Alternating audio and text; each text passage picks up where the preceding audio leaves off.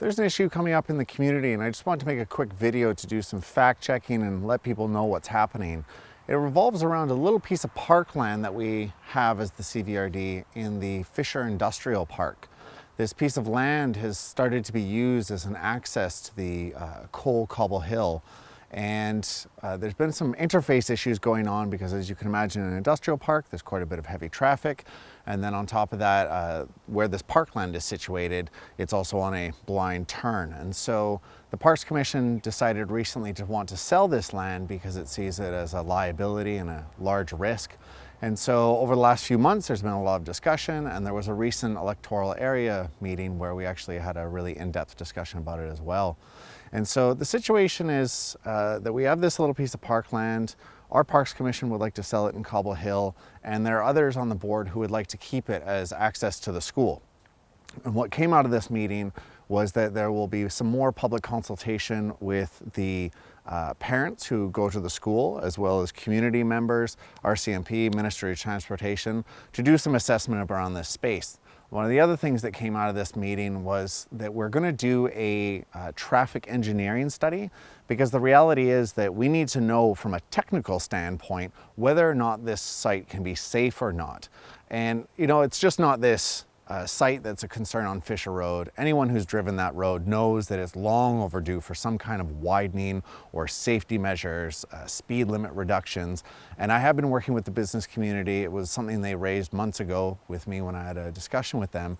And you'll see people walking along there. There's very little shoulder because of its elevation difference. It's just a generally unsafe road. So we're going to be doing the consultation, we're doing the traffic study to find out from a technical standpoint whether or not it's safe. And that's really the focus of this issue. A lot of people have gotten worked up over it, and I can understand why. Children's safety is really important. And I think what's important as we go through the consultations is that we just don't focus only on the parkland, because I still feel that even if the parkland was found to be safe, I still think it's a stopgap measure. If we really want something for emergency vehicle access or emergency access in the case of an earthquake, windstorm, or something else, that we do have a secondary access. And I've been talking with the Ministry of Transportation and some of their workers about some road accesses, whether it be through Fairfield, whether it looks like another trail. Maybe even as citizens, we can empower ourselves and really work on widening Learning Way. In talking with parents, I've come to understand Learning Way, for those of you who don't know, is the only way to get into the school. So it's one way in, one way out, and with the school buses and parents dropping off their kids, it gets really jammed up. And specifically the last stretch of road that actually goes down can get quite congested. So parents don't feel comfortable dropping their kids off at the end of the road because it's so tight that they feel there could be an accident with the vehicles. So in the discussions, we'll see what's viable. Having the Ministry of Transportation there will be really critical to the discussions.